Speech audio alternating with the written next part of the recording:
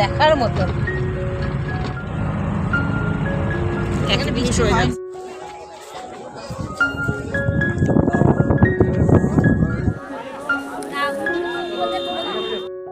শুভ সকাল বন্ধুরা। আজকে হচ্ছে গ্যাংটকে আমাদের দ্বিতীয় দিন। তো একটা দিন চলে গেল, কালকে রাত্রিবেলা মনটা খুব খারাপ হলো যে একটা দিন তো চলেই গেল। দিনগুলো আসছে আসছে এটাই ভালো, কিন্তু চলে আসলে কিন্তু পরপর শেষই হয়ে যায়, তাই না? চলো আজকের দিনটা শুরু করলাম। আজকে আমাদের গন্তব্য নাথুলা পাস, বাবা মন্দির আর ছাঙ্গু লেক। প্রত্যেকটাই তোমাদের দেখাবো। এখন সকালে টিফিন করে স্নান টান কমপ্লিট করে তারপরে বেরিয়ে গেছি আমাদের গাড়ি করে। চারদিকের প্রকৃতির দৃশ্য তো সত্যিই অসাধারণ, সেগুলো না ফিল না করলে বলা যাবে না। তোমাদের আমি এখানে দেখাচ্ছি, যতটা না ভালো লাগছে আমরা চোখে দেখে, আরও যে কতটা অনুভব করতে পেরেছি সেটা বলার বাইরে। মানে কাছের থেকে না দেখলে একেবারেই বোঝা যায় না। যাই হোক, চারদিকের দৃশ্যগুলো সব আমার মোবাইলে ক্যাপচার করতে করতে চলছি। আমার বর মেয়ে সবাই কিন্তু ছবি তুলছে। আর এই দেখো চারদিকের পাহাড়গুলো কি দারুণ দেখতে। অনেকটা বেশ আসার পর আমাদের একটু মনে হলো বিরতি নেওয়া দরকার, আর যে চালাচ্ছে তারও তো একটু রেস্ট প্রয়োজন, তাই এখানে একটুখানি দাঁড়িয়েছি। চারদিকে একটা দৃশ্যটা রাস্তায় এই যে নীলাদ্রিবাবু আছে, দিকে চলে গেল। রাস্তা দিয়ে যাচ্ছি আর পাহাড়গুলোতে বরফ জমে আছে, এত দেখতে ভালো লাগছে, মানে কল্পনার কিন্তু বাইরে। প্রত্যেকটা লোক কিন্তু ফটো তুলছে। আসলে আমরা যেই সময়টা গিয়েছি সেই সময়টা ভাবছিলাম আমরা বরফ পাবো কিনা, তো দেখলাম আমাদের যাওয়ার সময়টা নির্ধারণ করা কিন্তু ভীষণ ভালো হয়েছে। প্রত্যেকটা পাহাড়ে আমরা বরফ দেখেছি। তোমরা পরে দেখতে পাবে বরফের মধ্যে উঠে আমরা কি সুন্দর মানে বরফগুলো ছোড়াছুড়ি করছিলাম। চারদিকটা পুরো বরফে বরফাকার। পাহাড়গুলোতে এরকমভাবে বরফ, চারদিকে শুধু যেদিকে তাকাচ্ছি সেদিকেই সাদা হয়ে আছে। তোমরা দেখতে পাচ্ছ তো এখানে পাহাড়ের মধ্যে কি সুন্দর লাগছে, অপরূপ লাগছে। মনে হচ্ছে যেখানেই যাচ্ছি সেখানেই মনে হচ্ছে সেখান থেকে যেন আর না ফিরি, ওখানেই দাঁড়িয়ে প্রকৃতির দৃশ্যগুলো দেখি।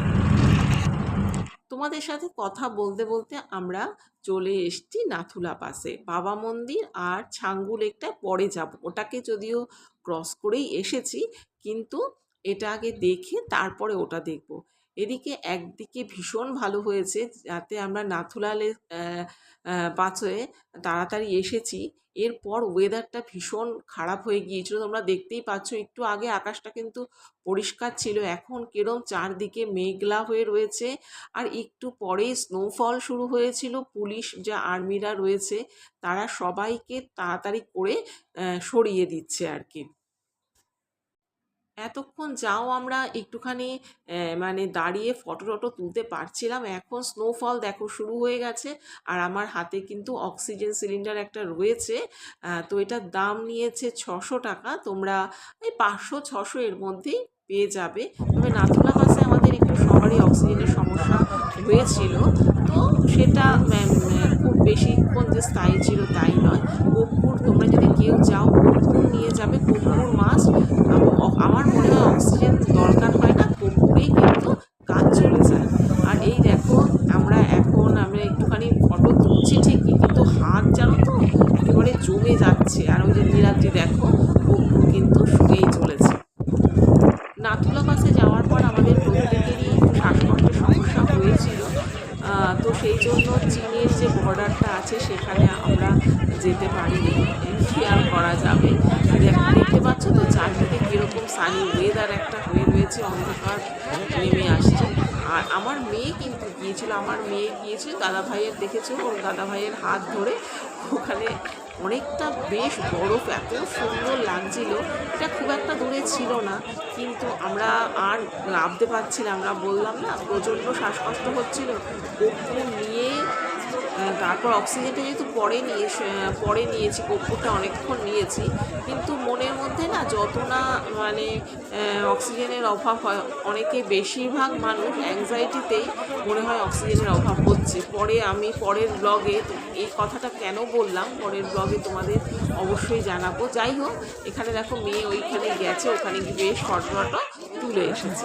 তো এখন চলে এসেছে এখানে ওই যে আই লাভ নাথুলা, সব জায়গায় এরকম যেসব জায়গায় যাচ্ছে প্রত্যেকটাতে আই লাভ দিয়ে নাথুলা বা ছাঙ্গু সব কিছুই লেখা রয়েছে। এখানে আমি দাঁড়িয়ে আমিও একটুখানি ফটোশ্যুট করছি। হাত সত্যি বের করতে পারছি না, জমে যাচ্ছে। তবুও এসেছি, আর তো আসা হবে না জীবনে, কারণ যা বয়স হয়ে যাচ্ছে এখন আমাদের, এরপর সেকেন্ড বার আবার গ্যাংটক ভ্রমণ অসম্ভব, কারণ পাহাড়, প্রচণ্ড শ্বাসকষ্ট হবেই, মানে আমার মনে হয়েছে। সেই জন্য আমি আর ও দেখলে বললেই স্নোফল শুরু হয়ে গিয়েছিল প্রচণ্ড পরিমাণে। তো তাড়াতাড়ি আমাদের যে আর্মির পুলিশরা রয়েছে তারা সবাইকেই সরিয়ে দিল। এবার আমরা চলে এসেছি বাবা মন্দিরে, কিন্তু বাবা মন্দিরে এসেছি বটে, কিন্তু আমি আর আমার বান্ধবী দুজনেই বাবা মন্দিরে উঠতে পারিনি, প্রচণ্ড শ্বাসকষ্ট হচ্ছিল তো। আর নীলাদ্রি মেয়ে, তারপরে দাদার ছেলে সবাই কিন্তু বাবা মন্দিরে গিয়েছে, ওখানে ফটো তুলেছে। তো আমাদেরই ওই বাবা মন্দিরটা যাওয়া হয়নি, আমরা দুজনেই গাড়িতেই বসেছিলাম।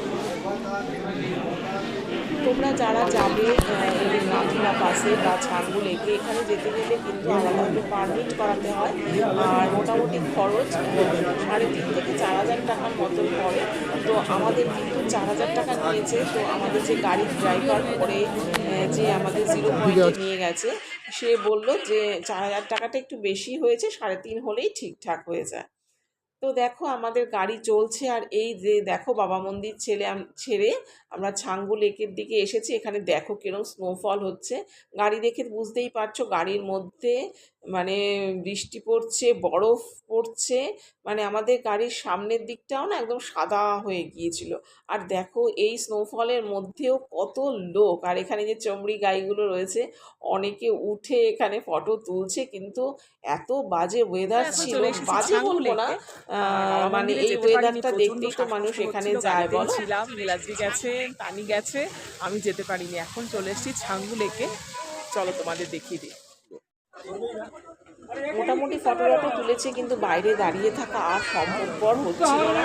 অনেক কষ্ট করে ফটোগুলো তোলা হয়েছে, কারণ দেখো সেই বলছে একবারই তো আসবো, আর সেকেন্ড বার আসবো না।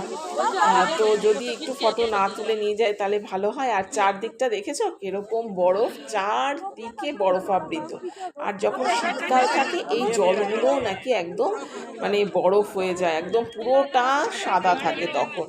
এখন তো পাহাড়গুলো পুরোটা সাদা রয়েছে, কিন্তু তখন এই জলও বোধহয় অনেকেই বললো যে বরফ হয়ে যায় তখন, এত মানে ঠান্ডা পড়ে। এখন আমরা যেদিন এসেছিলাম সেদিনকার ওয়েদার ছিল মানে ওয়েদারটা তো ভালো ছিলই না, আর টেম্পারেচার ছিল -4 ডিগ্রি সেন্টিগ্রেড।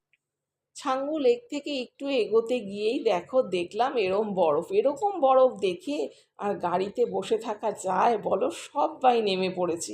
আর এখানে অনেক এনজয় করেছি, বরফ নিয়ে খেলেছি, বরফের মধ্যে শুয়ে পড়েছি, মানে যা স্বাদ মনের তা মিটিয়ে নিয়েছে। এই দেখো মানে বরফগুলো কি বলতো, ধরলেই ঝুরঝুর হয়ে পড়ছে, মানে এত ভালো লাগছে। এখানে নীলাদ্রি আর মেয়ে এই বরফ ছোঁড়াছুড়ি করেছে, আমিও করেছিলাম, সেই ভিডিওটা তোলা হয়নি। আর আমি এই যে নীলাদ্রি এখানে পাটা একটু পাটা না একটুখানি সমঝে রাখতে হয়, নইলে একটু পড়ে যাওয়ার আবার সম্ভাবনা থাকে। তো এখানে আমরা কিন্তু এমনি বুট পরেই উঠেছি, এমনি যেটা আমরা শু পরে গেছি সেগুলোই উঠেছি। পরে যখন 0 পয়েন্টে গিয়েছি তখন আমরা মানে যে বড় বুটগুলো হয় সেগুলো নিয়েছি। এখানে আর বুটের প্রয়োজন হয় না, তোমাদের বলে দিলাম, তোমরা যদি যাও এখানে বুটের প্রয়োজন একেবারেই হয় না। আর এই দেখো নীলাদ্রি বাবু দেখো, আর মেয়ে দেখো বরফ নিয়ে। তোমাদের যাদের মনের ইচ্ছে তারা চলে যাও, একদম গ্যাংটকে গিয়ে সব দেখে এসো। কি ভিডিও? এই আমরা ছাঙ্গু বাবা মন্দির আর নাথুলা পাস ঘুরে এলাম। আজকে ওয়েদার নরমে গরমে ছিল। আর প্রথমে নরম ছিল, মানে রোদ টোদ ছিল। তারপরে দেখি আমরা যখন নাথুরাতে পৌঁছালাম তখন প্রচণ্ড অন্ধকার করে আসছে। ওখান থেকে মিলিটারিরা আমাদেরকে সরিয়ে সরিয়ে দিচ্ছে, চলে যান, বেরিয়ে যান। এত কথা আমি বলবো না, কেননা বাকি কথা তো মিতাকে বলতে হবে না। তো মিতাকে দিচ্ছি আপনাদের বাকি কথাগুলো বলার জন্য। এটাকে তো করলে লম্বা।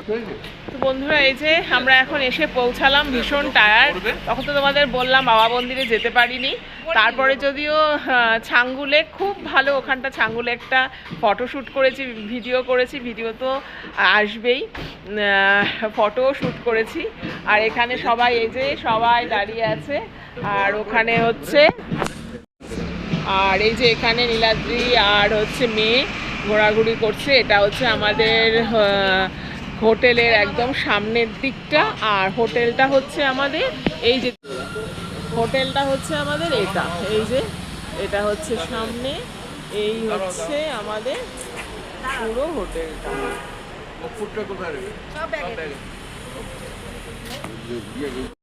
তো চলো বন্ধুরা, আজকের মতো ভিডিওটা এখানেই শেষ করছি। তোমরা সবাই ভালো থেকো, সুস্থ থেকো, সাবধানে থেকো, নিজের শরীরের খেয়াল রেখো।